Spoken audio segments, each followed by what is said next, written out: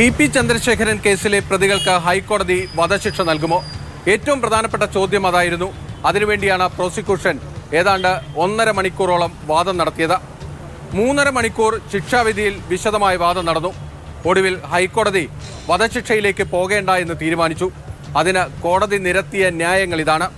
ഈ കേസിനെ അപൂർവങ്ങളിൽ അപൂർവമായ കേസായി പരിഗണിക്കുന്നില്ല. നേരത്തെ വിചാരണ കോടതി തന്നെ അതിൽ ഒരു തീർപ്പുണ്ടാക്കിയതാണ്. അതോടൊപ്പം തന്നെ പ്രതികൾ ഉയർത്തിയിരിക്കുന്ന വാദങ്ങൾ, പ്രതികൾക്കും പ്രോസിക്യൂഷനും മുന്നോട്ട് വെച്ച വാദഗതികളിൽ ബാലൻസ്ഡ് ആയിട്ടുള്ള ഒരു സ്റ്റാൻഡിലേക്ക് കോടതി എത്തുന്നു. അങ്ങനെ പ്രതികൾക്ക് ജീവപര്യന്തം കഠിന തടവ് തന്നെ കോടതി വിധിക്കുന്നു. ഒപ്പം ഈ ജീവപര്യന്തം കഠിന തടവിൽ വ്യവസ്ഥകൾ കൊണ്ടുവരാൻ കോടതി തീരുമാനിച്ചു.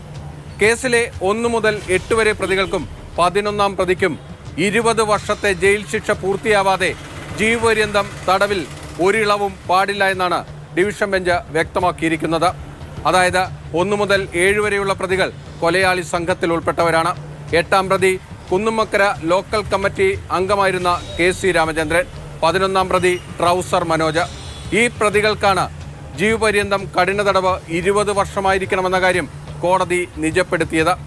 മറ്റു പ്രതികളുടെ കാര്യത്തിൽ ഹൈക്കോടതി പുതുതായി കുറ്റക്കാരാണെന്ന് കണ്ടെത്തിയ 10ാം പ്രതി KK കൃഷ്ണനുണ്ട്, 12ാം പ്രതി ജ്യോതി ബാബുവുണ്ട്. ഇരുവർക്കും ജീവപര്യന്തം കഠിന തടവാണ് കോടതി വിധിച്ചിരിക്കുന്നത്. അതോടൊപ്പം തന്നെ നേരത്തെ വിചാരണ കോടതി ജീവപര്യന്തം തടവിന് വിധിച്ച 18ാം പ്രതിയുണ്ട്, വാഴപ്പടച്ചി റഫീഖ്. റഫീഖിനും സാധാരണ ജീവപര്യന്തം മതിയെന്നാണ് കോടതി നിശ്ചയിച്ചിരിക്കുന്നത്. പരോളിന്റെ കാര്യത്തിൽ ഒന്നും കോടതി പറഞ്ഞിട്ടില്ല. അതായത് പ്രതികൾക്ക് പരോൾ അനുവദിക്കരുത് എന്ന വ്യവസ്ഥ നിലവിൽ പുറത്തു വന്നിരിക്കുന്ന വിധിന്യായത്തിലില്ല. ഒപ്പം KK രമയ്ക്കും ടി.പി. ചന്ദ്രശേഖരന്റെ മകനും നേരത്തെ വിചാരണ കോടതി വിക്ടിം കോമ്പൻസേഷൻ നൽകിയിരുന്നു. അത് കുറഞ്ഞുപോയി എന്നാണ് ഹൈക്കോടതി കണ്ടെത്തിയിരിക്കുന്നത്. KK രമയ്ക്ക് 7.5 ലക്ഷം രൂപയും ടി.പി. ചന്ദ്രശേഖരന്റെ മകന് 5 ലക്ഷം രൂപയും നൽകണമെന്നാണ് ഹൈക്കോടതിയുടെ ഉത്തരവ്.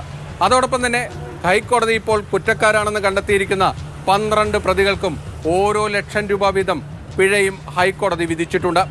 വധശിക്ഷ ഒഴിവായെങ്കിലും ഈ കേസിലെ പ്രധാനപ്പെട്ട പ്രതികൾക്ക് ജീവപര്യന്തം കഠിന തടവെന്നത് 20 വർഷം കഴിയാതെ യാതൊരു മാറ്റവുമില്ല എന്ന് കോടതി വ്യക്തമാക്കിയതോടുകൂടി ഇതിൽ ഏറ്റവും ശക്തമായ ശിക്ഷാവിധി തന്നെ ഹൈക്കോടതിയിൽ നിന്ന് വന്നു എന്ന് പറയേണ്ടി വരും.